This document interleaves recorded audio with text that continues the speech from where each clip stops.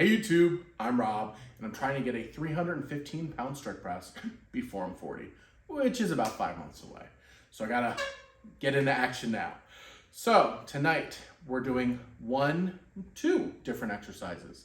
We're gonna do small log, so 8-inch log, this is 12. We're gonna do an 8-inch log clean, and we're gonna strict press it. We'll work up to something decent. We're gonna do feet up bench, which is a mainstay of this whole routine. We're gonna do Swedecrushers, which is a great triceps accessory. And then we're gonna do Suitcase deadlifts, which someone commented in my last video that I should give it a try to improve my overhead stability. So let's give it a try. Let's just get lifting, all right? We are warming up at 2x speed. So when both sets of collars are on, this log weighs 57 pounds. I wanna show you the differences between the 8-inch and the 12-inch. And you guessed right, the difference is diameter. So here's the way in which it is different. It is harder to clean. More distance has to travel to get it to my chest. It requires less lean back, and it feels maybe a little less crushing. It's hard to tell if that's the case. But it's a slightly greater range of motion because, again, greater diameter on the big log. Next, I really want to show you, I've got the Mater Crocs, dadgum, and I've also got the Hospital Socks 3000. All right, another warm up. I know you're jealous of the socks. You know, I've got gigantic calves. That's from a lifetime of being a very big guy. And I could never find socks that fit me appropriately. If I found a pair of socks that had a fun design, they looked insane because my calves were too big. So I messaged Wesley Claiborne, who is a gigantic strongman competitor, and he did not respond to me. So I was left to my own devices, and I went online and I searched wide calf socks, and I found these. They're on Amazon. I love them. They don't look great, but I love them. So this is 227 pounds, and the clean was pretty tough. And I am resetting between each rep, which if I'm trying to go for max reps is not ideal. A full breath, every single rep is not ideal. But I gotta say, given it's harder to reset every rep, I get 10 reps here. And 10 reps from a clean, rebreathing almost every time, I guess. I am thrilled. All right, well, 227 for 10 from a clean with the small log. I mean, I feel thrilled about that. Now, going into the session, despite feeling very recovered, despite feeling physically good, I had no motivation, and I had to move a few things around within my routine, and I knew I was gonna do something, but I had no idea that 227 for 10 from a clean was gonna go down tonight. So even on days with poor motivation and not feeling mentally 100%, I'm thrilled to be still at 10 reps. Now, I think this is a 2-rep PR. I think this is 100% due to the previous 5 days of lifting. It is probably the best 5 days of lifting I've ever chained together in my life. I kept it light enough of a progression with all my other lifts that we were in a sense moving up almost for everything. And I was not wearing myself out. Fatigue management was fantastic. Oh, and I'm in North Carolina and it's hot in my garage. There's a cricket, you might be able to hear it. So I'm gonna constantly, for my whole life, anytime you watch a YouTube video on here with me, I'm gonna be wiping my face, no matter the weather.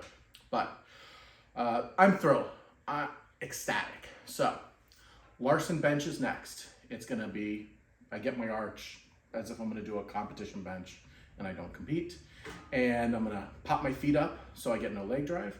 And I'm gonna do 275 for at least 10 reps. And that is just to get a little extra pec work and some triceps. I'm not really pushing myself in terms of trying to become an amazing bencher.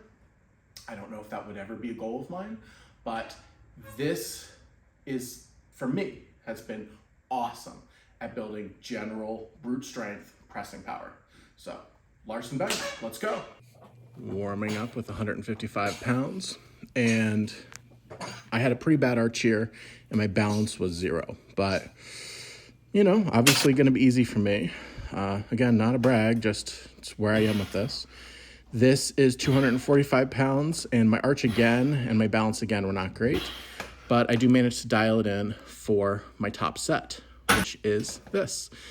This is 275 pounds, and I believe I get 16 reps, which should be a PR. Weights are just flying right now, and as I said in the last moment where I was talking to the camera, I think keeping things really sub-max is helping with fatigue management, and I'm probably getting a little bit of minor muscle growth. So this has been great. This routine, oof, love it. So 16.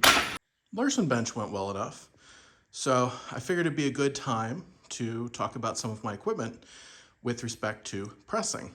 So this is my incline bench. It, as you can see, it takes me to the 45-degree incline, which I like, and it hasn't collapsed under my weight plus as heavy as 420 pounds on flat, and good enough. Now, do my shoulders go a little over the pad? Yeah. Is there a tear in the pad? Yeah. Does it creak as I use it? Yep. And I've had it, let's see, I'm 39. Got it when I was 20, so 19 years old, but it's still going strong, and the sturdiness of the product matters more than the name. But, you know, a Rogue shorty fat pad bench would be pretty cool too. And I just want to show you this. So, hopefully you didn't get seasick. This is a deadlift bar that I've bent, and it is the only straight bar I own. And I really don't feel like replacing it because I'm not a big straight bar guy, even though I've been using it a lot. You know, I love my small log. I've got the 12-inch log over here. If I want to squat, I use the SSB. And I've got all these. Oh, that's a straight bar too, but it's a ladies bar. Yeah, so, you know, the equipment is not necessarily optimal, but it's good stuff. All right, let's do some Swedecrushers. There was a moment in time where 75 pounds on this movement would have been very difficult. And granted, this is at 2x speed, but this was air. So very happy. And I went back to my previous top set from last week on Swedecrushers with 125 pounds. And I knock out 14 reps for a 2-rep PR. Now, I did, as I'll say in a moment, only do one set.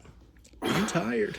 I am, it's been a long week, and this isn't about making excuses, but I think it's extremely important when you're not feeling it to pull back a little on a session. Now, was this one of my best performances? Yes, but fatigue management, very important. Swedecrushers went well. I kept it at one top set instead of last week's 2 because I am a little tired, and I wanted to keep a little in the tank so I could do a decent job with this. This is a 24-kilogram kettlebell, 52, 53 pounds, and I'm going to do suitcase deadlifts. It was suggested to me yesterday on my last video for overhead stability and core strength. So I'm going to see how this goes.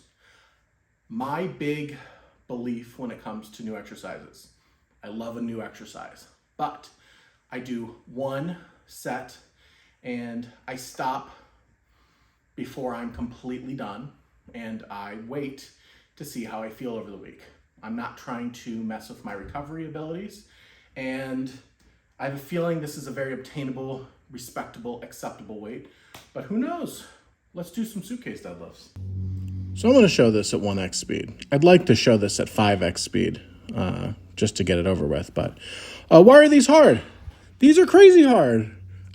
Maybe it's just I don't know how to do them. Maybe it's just I don't do enough deadlifts. But, oh no. Well, that really exposes a weak point for me. So thank you very much for letting me know this is a movement I should do, because this was the hardest set of the whole night. So I do 10 reps here, 10 on the right, 10 on the left. I got to tell you, thank you so much if you've watched this far, and I really appreciate the comments I've been receiving, the subscriptions. I mean, this is not a good rep here. I mean, I'm all the way over to my left, but I really appreciated the really kind comments, the subscriptions, the views. I'm getting cool views, you know. Thank you so much. And I hope your training's going really well in your life. And I hope you have a wonderful day, wonderful morning, wonderful night. Thank you. Bye.